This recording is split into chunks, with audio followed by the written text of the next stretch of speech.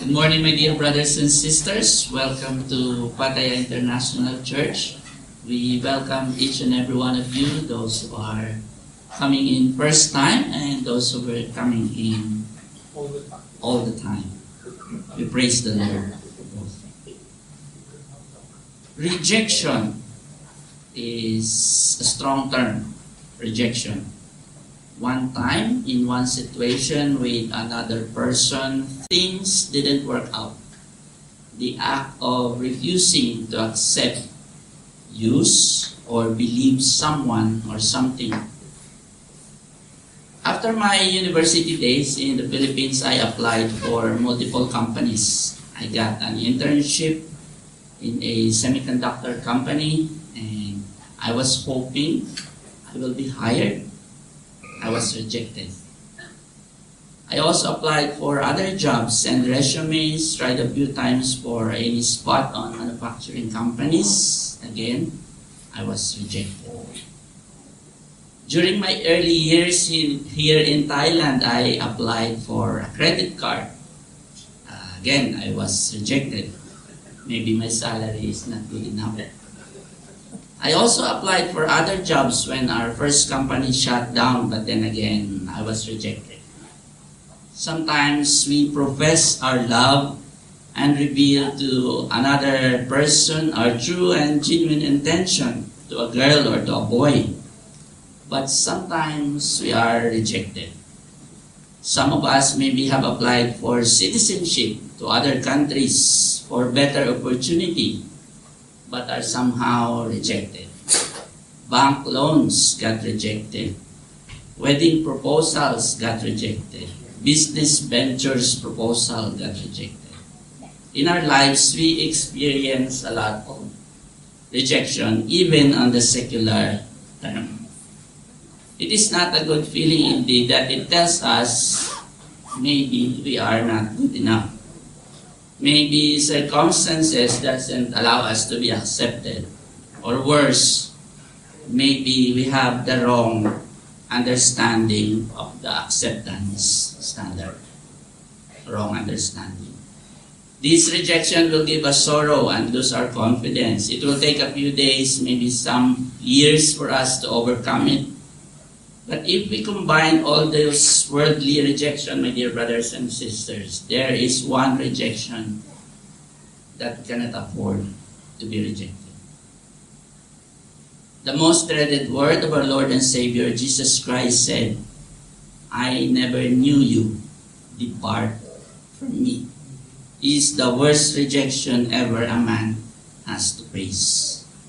This is one of Jesus' preaching in the Sermon on the Mount, in Matthew chapter 7, 21 to 23. "Not everyone who says to me, 'Lord, Lord,' shall enter the kingdom of heaven, but he who does the will of my Father in heaven.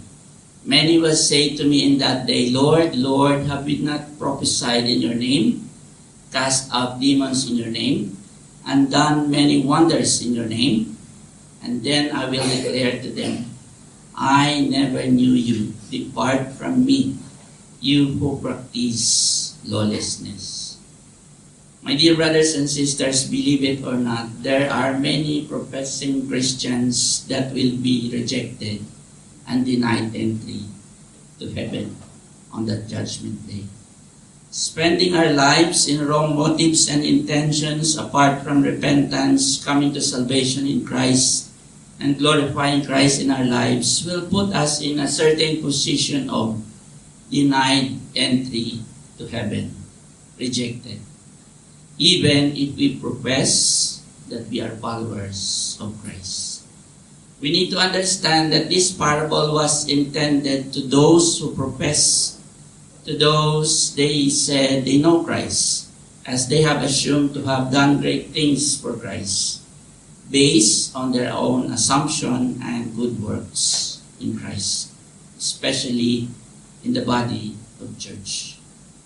Christ has proclaimed, my dear brothers and sisters, 7 woes, 7 sorrows, 7 distress against these self-professing Christians. In the New Testament, they were referred to the scribes and the Pharisees. When it comes to the Christian law, they are the best of the best, the cream of the crop. They know everything about the law. But then again, Christ declared woes to them. There's not only one, there's 7.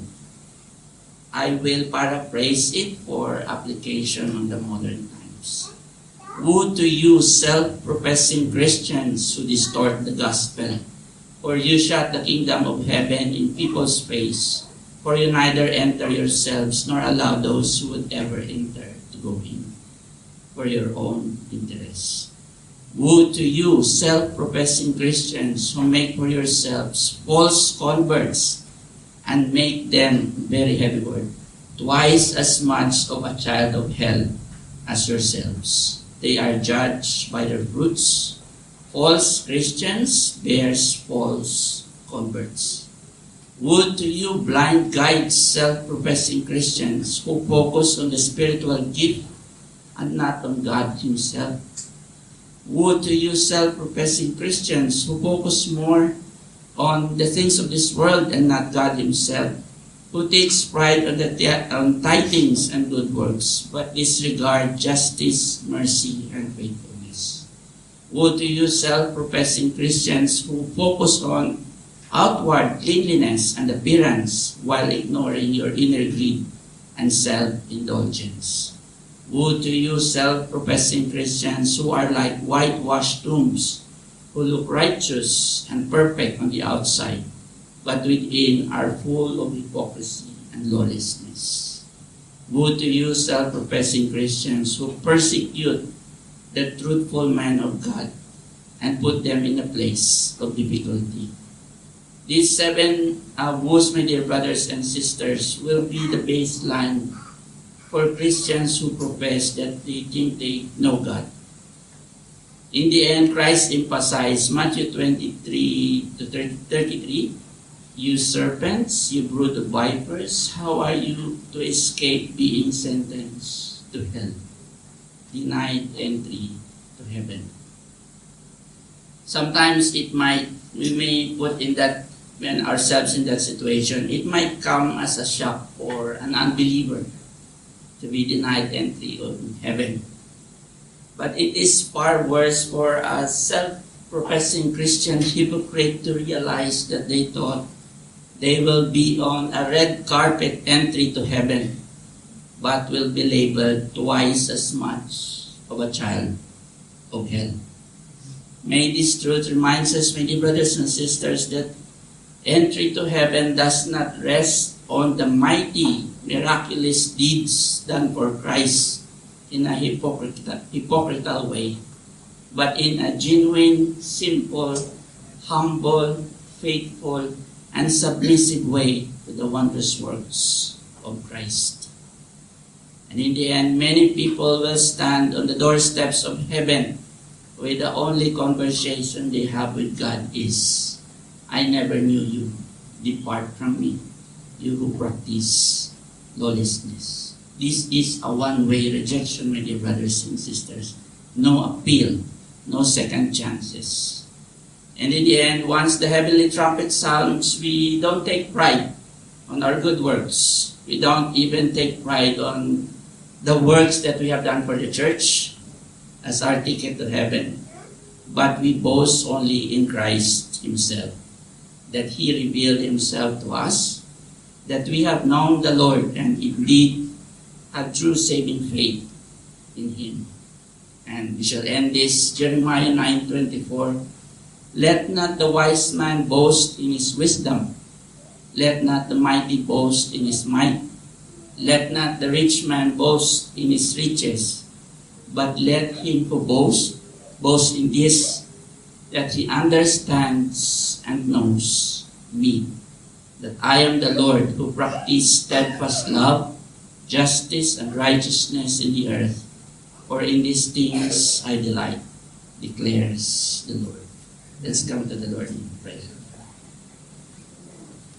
The gracious and loving Heavenly Father, Lord, we come before you in the name of our only Lord and Savior Jesus Christ, and by the guidance of the indwelling Holy Spirit, we thank you, Lord, for this wonderful truth today, that you have a stern warning for those who profess that they are Christians but they practice lawlessness. Help us, Lord, to be reminded that these truths are a warning to us, that help us to, when we are exposed in this situation, oh Lord, help us to go back and come before the Lord asking for your forgiveness, oh Lord, that maybe some of us is still in this situation, that we self-profess that we love you and we follow you, but indeed in our secret lives we practice lawlessness.